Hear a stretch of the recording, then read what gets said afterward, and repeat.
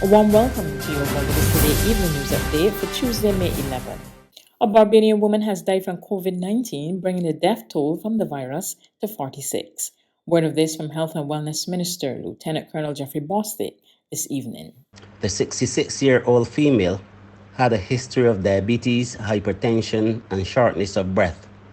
She was a primary contact of a COVID-positive patient who tested positive on the 5th of May 2021. She had a negative first COVID-19 test and presented for her second test yesterday. Sometime after returning home, she regrettably passed away. Sincerest condolences are extended to her family and friends. May she rest in peace. Classes at the Ellerslie Secondary School were abandoned today as authorities confirmed that a student has tested positive for the coronavirus. Minister Bostic said health authorities are closely monitoring the case, and he has urged students to adhere to the protocols, especially the wearing of masks. A student from the Ellerslie Secondary School is among 4 persons testing positive today out of 436 tests that were carried out overnight at the Best dos Santos Public Health Laboratory. All 4 cases are being investigated, but this particular one, involving a minor, is receiving the vigorous attention of public health officials as they seek to conduct the customary contact tracing and sourcing exercise. Already, several primary and other contacts of the student have been tested, and we expect to be in a position to shed further light on this developing situation, if not later this evening, most definitely in tomorrow's brief. Let me take this opportunity, as I often do, to remind everyone to continue to follow all of the public health protocols, and please do not use the mask as a necktie. Full adherence to the protocols will offer you a high level of protection. And this one is especially for our nation's school children. Please, please, wear your mask, not only in school, but also out of school at the bus stops, on public transport, in your communities. It is very, very important that you adhere to all protocols in and out of school. Meanwhile, Prime Minister Mia Mottley today served notice that as soon as a safe vaccination becomes available for children, government will move towards vaccinating that section of the island's population. We're at a stage now where we expect, I believe, another major shipment, and hopefully that will get us to where we need to go with our adult population.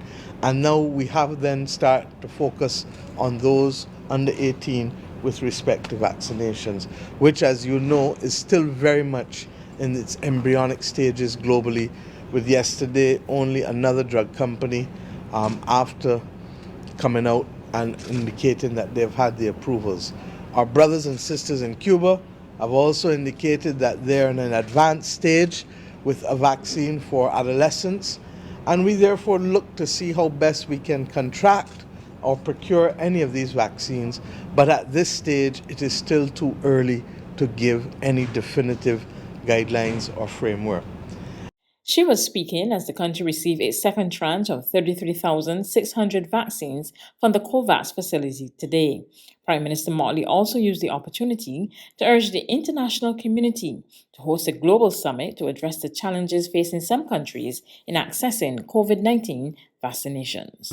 If ever there was a need for the world to stand up and recognize that we need a global summit for coordinated action with respect to how we treat to the COVID pandemic, how we treat to the equitable distribution of vaccines, how we treat to the restricted movement of people and countries in a coordinated way to give the global community the best chance of putting this behind us.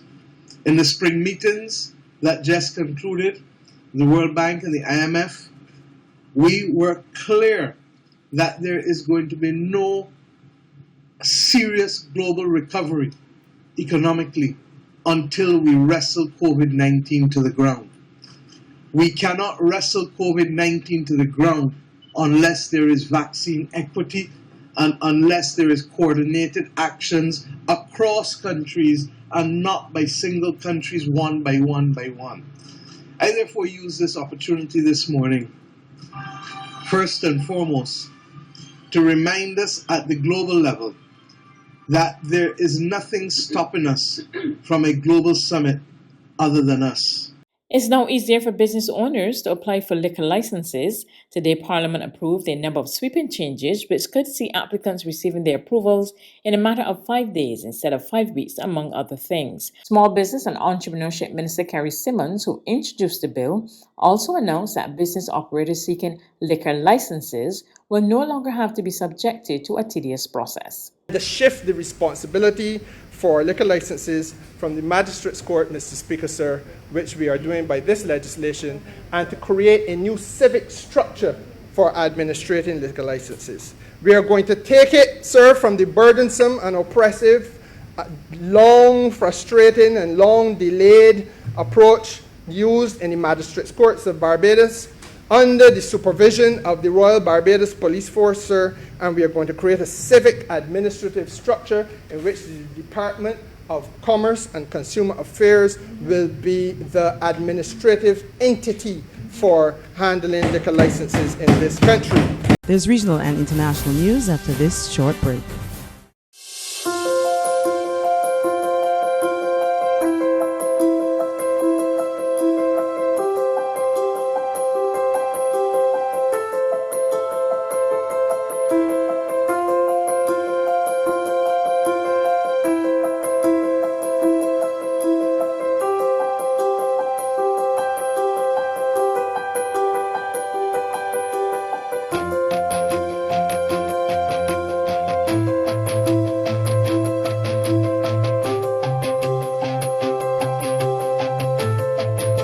Barbados Today, news you can trust. The regional news: the Bahamas government declares it will press ahead with plans to demolish the Shantytown structures occupied by Haitians on Abaco, despite appeals from the United Nations to forego the exercise and a pending Supreme Court judicial review.